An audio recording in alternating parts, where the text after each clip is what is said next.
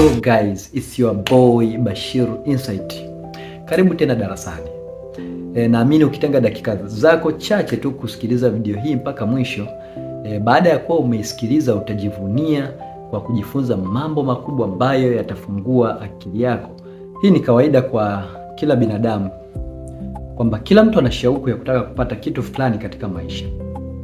Sio kwangu mimi, sio kwako wewe au kwa mtu mwingine. Kila mmoja anayo shauku, anayo hamu ya kupata kitu ambacho amekiona na akakipenda. It's true. Ni kweli. Kuna mambo haya mawili ambayo ukiyazingatia yatakusaidia kwa urahisi sana kujua au kuweza kupata kile ambacho unakitaka. Cha kwanza unatakiwa kujua ni nini unachokitaka. Yaani wakati unapokuwa unafukuzia ndoto zako, kitu ni muhimu sana kujua ni nini unachokitaka. Cha pili,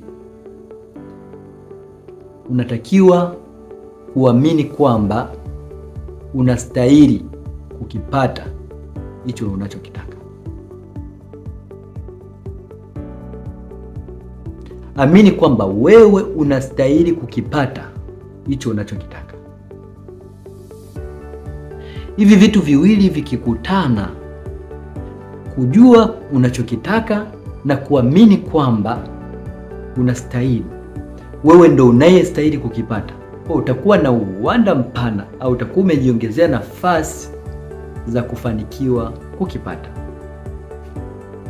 Baada ya kulijua hilo sasa, kuna hizi kodi 3 ambazo nataka nikupatie leo. Hizi kodi 3 ambazo naenda kukwambia hapa,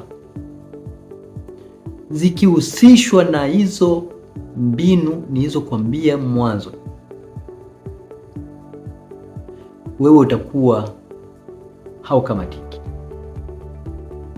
Wakati unazitafuta ndoto zako, wakati unapambana kwa ajili ya kuachieve mafanikio au kupata kitu fulani, umeona kitu fulani ukakipenda, unahitaji ukivutie kije upande wako, kuna kodi 3 ambazo ninaenda kukutajia, ambazo kama utazizingatia zitakurahisishia wewe kuweza kuvuta au kuvutia kile kitu ambacho unakitaka na unatamani kiingie katika maisha yako.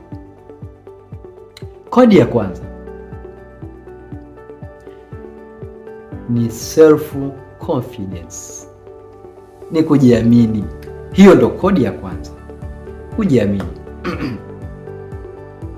Tunapoongelea kujiamini, wengi wanaweza kawa na itafsiri kwa namna tofauti tofauti, lakini in general ni ule uwezo wa wewe kuwa na imani katika tabia zako, maamuzi yako na matendo yako,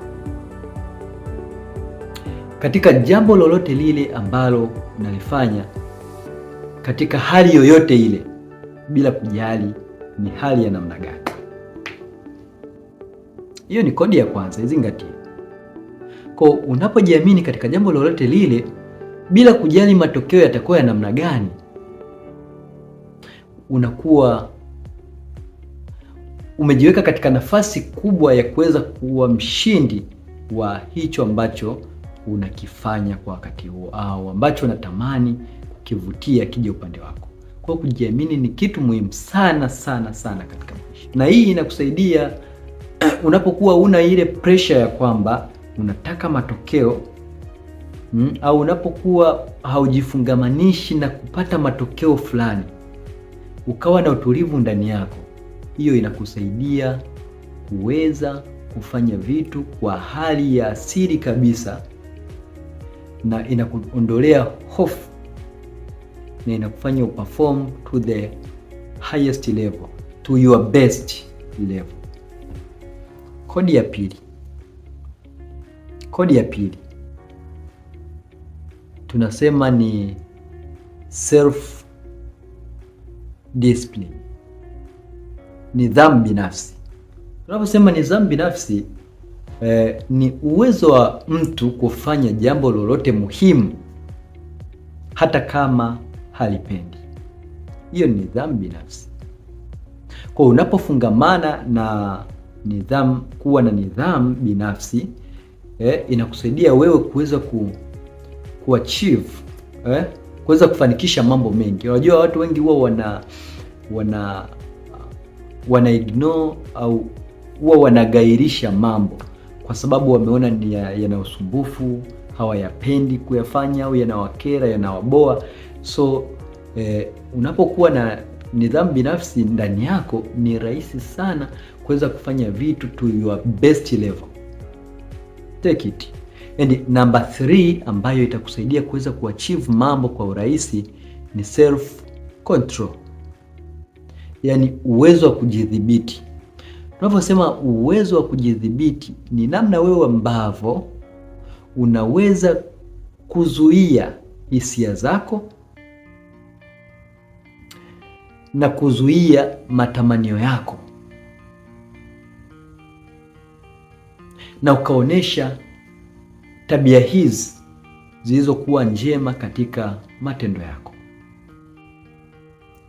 Kwa ukiwa na uwezo wa kujidhibiti kwa namna yoyote ile katika mazingira yoyote yale, unakuwa na nafasi kubwa ya kuweza kuachieve, kufanikisha malengo yako, kutimiza ndoto zako.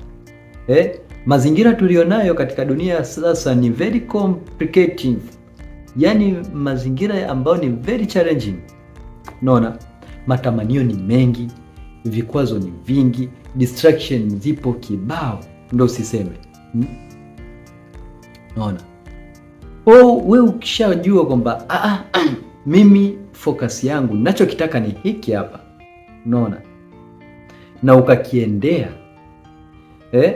Yakija matamanio, zikija hisia za ambazo zinaweza zikakuvuruga, ukaweza kujidhibiti kwa namna unayoweza, you'll be the dangerous man, the dangerous person in this world.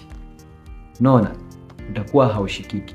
So take these 3 points then work on it, zifanyie kazi na matokeo utakayoyapata yatakuja kukusurprise wewe mwenyewe.